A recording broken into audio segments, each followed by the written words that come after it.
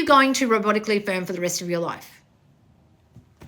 Of course you're fucking not. So it's not sustainable, is it? So I ask you, those of you who are so addicted to robotic affirming, how long are you planning to do that? And do you have a fear actually subconsciously that when you stop, it'll go back to normal? Some of you do. And that's why you haven't stopped, because you fear that when you stop, this magic bean thing that you started doing won't work anymore.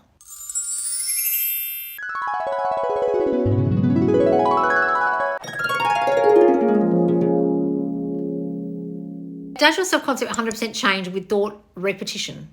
Guys, all this is replacing the old thinking that's currently there. So you know how people say, oh, I'm overthinking, I'm an overthinker. They're not actually overthinking. Everyone's got the same amount of thoughts every day. What they're doing is noticing negative thoughts. So if you're the kind of person who notices your own negative thoughts, what you've got to do is replace those thoughts repetitiously by thinking them more often than you think the old thoughts. Now, I'm not saying regurgitatively affirm. I'm not saying sit there going, I'm loved, I'm loved, I'm loved, I'm loved, because that just turns into gobbledygook. All that robotic affirming stuff just turns into gobbledygook in your mind. However, if you're one of these fucking triggered bitches who's going to get so triggered by what I just said and write some bullshit about it worked for me, well, go ahead. But so many of you don't get what I say about it's repetition that actually you can't sustain.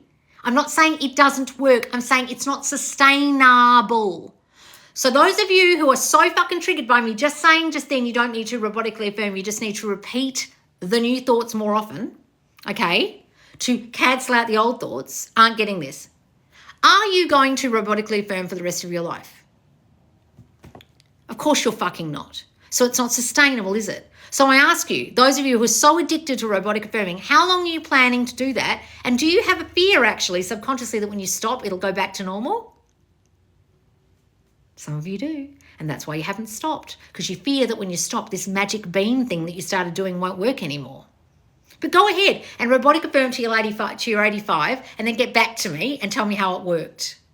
But it's not sustainable, guys. You can't sit there all day saying, I'm loved, I'm loved, I'm loved, loved, loved, while you've got a job and you've got a boyfriend and you've got all this stuff going on. You're going to be sitting there, oh, sorry, boyfriend, we can't have sex right now because I'm robotically affirming on the hour every hour. My alarm just went off and I've got to do this right now. But I'm horny, babe. Sorry, I've got to robotically affirm, babe. Sorry, and my alarm just went off.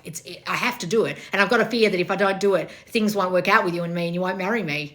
I'm not going to marry you, bitch, because you've been sending me thoughts this entire time that we're not going to get married. That's why you're robotically affirming. So it doesn't matter how many times you robotically affirm and live in the end scene that we're getting married. I can actually feel your fearful thoughts constantly being sent to me that I'm not going to marry you. So I'm actually not going to marry you no matter how much you do that.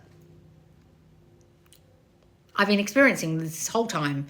Every time you stop the 5 minutes and the alarm stops and you stop robotically affirming, I'm experiencing your thoughts that I'm not going to marry you for the next 55 minutes of the hour. But I'm not going to tell you that. I don't actually know I'm experiencing that, but that's what's happening for the rest of the 55 minutes. And you're going to have to think this thought that I'm going to marry you and that I love you every fucking hour on the hour for 5 minutes to your 85 and hope that I've married you by then. You understand what I'm saying about it's not sustainable? You're actually going to stop in the middle of having sex with your boyfriend, are you, and robotically affirm because your alarm went off? Are you bitches for real? Oh, no, I'll do it at another time. Okay, and then people write to me this. It worked for me. What worked? Your specific person came back and they married you, did they? And you're married now, are you? What exactly worked? I felt a bit better. You could have done that without robotic affirming. Oh, my self-concept changed a bit. You could have done that without repetitively putting an alarm on and saying, I'm loved, I'm loved. You could have done that a different way.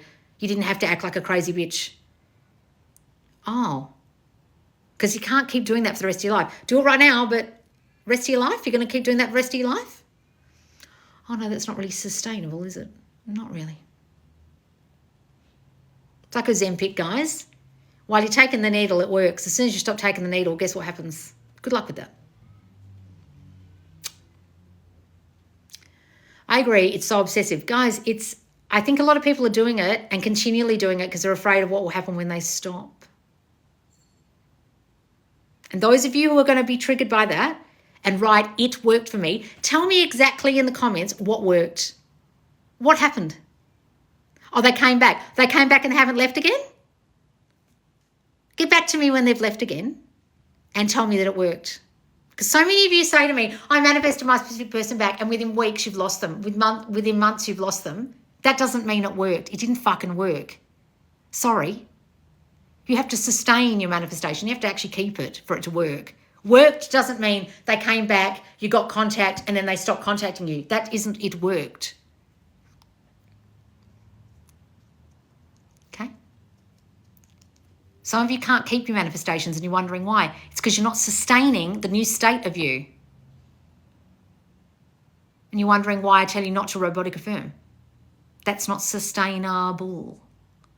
So good luck with that, guys. If that's actually what you choose to do with your time, you're going to be stopping halfway through, banging your boyfriend when the alarm goes off and you've got to say, I'm loved, I'm loved, I'm loved, I'm married, I'm married, I'm married. Go ahead.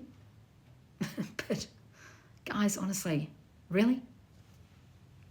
It's working for you, is it?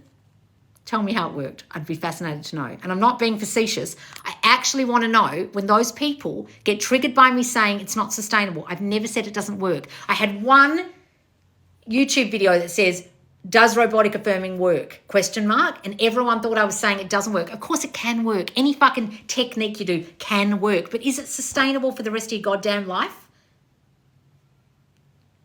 If it's saturating your mind and changing your mind, fantastic. But are you going to do that for the rest of your life? It's like any technique. You could stick your boyfriend's name under your pillow every night and imagine he's sleeping with you and do all old LOA stuff. You could hold on to a crystal and imagine it's working for you. Great, it's going to work for you because it's the placebo of it working for you. But is that sustainable? Are you going to be sticking pieces of paper under your pillow every night when you're married to your boyfriend and he's now your husband? You're going to be holding crystals in a meeting?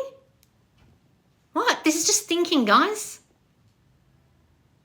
But if you guys want placebos, if you guys want techniques that you're clinging on to desperately because you're hoping that they work and you're hoping that it continues to work by continually doing it because you think it works, you've actually bought a placebo rather than the pearl. You haven't bought the pearl of great price, which is what the Neville course is about right now, understanding it's just your imagination. You're thinking it's the robotic affirming that's working. You're thinking it's the crystal. You're thinking it's the piece of paper and you're not getting it's you and it was you all along. You're not getting it. You're kind of not getting it.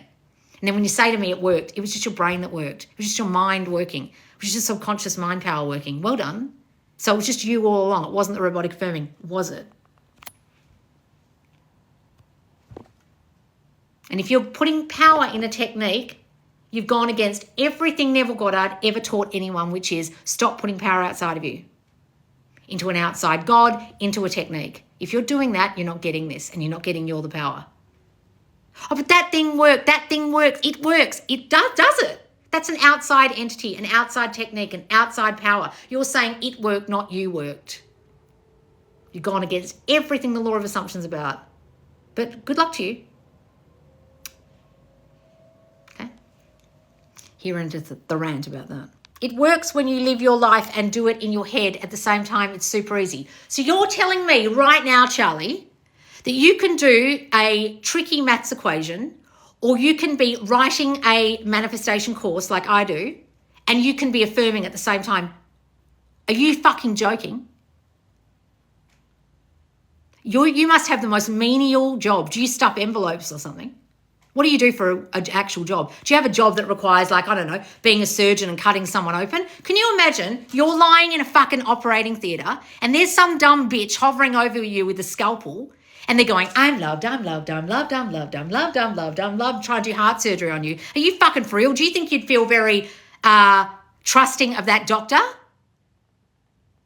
I don't know what you do for work, Charlie, but it must be the most menial, brainless job. Don't bullshit me.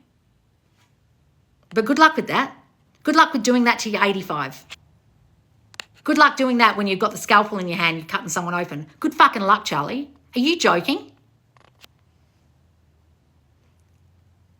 Some of you are full of shit. Oh, I'm doing my job, but I'm also affirming at the same time. No, you're fucking not. You're doing a menial job and you're in the state akin to sleep and you're kind of in a monotonous state and you're affirming. You're not actually doing the job at the same time. You're full of shit. You might be mowing a lawn and doing it. You're doing a menial task. Are you actually doing an actual fucking proper job with your brain? You can't do two things at once. You can't be the servant of two masters. Don't bullshit me. Oh, but I like being a robot. I love robotically affirming. It feels great to be this robotic entity.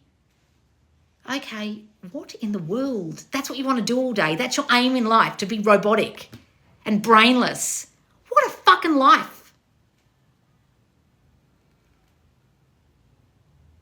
You know what some of you are doing and you don't get this? A lot of you are doing it because you don't want to think. Because when you stop doing the robotic affirming, guess what happens? You start thinking the fearful thoughts you had before. So you're actually addicted to doing the robotic affirming as a form of forgetting the thoughts you're thinking that you should be getting rid of. Did you ever think of that? Did you ever think you're actually addicted to or using it as a way to stop thinking the other thoughts that you haven't stopped thinking? And as soon as you stop, guess what you do? You go back to thinking those old thoughts, which means that a robotic affirming hasn't worked because you haven't got rid of the old thoughts.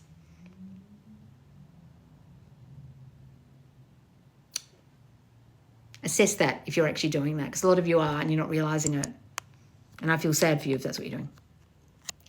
People that don't get it, please watch Loz's videos over and over, and I promise you will. Thank you, darling.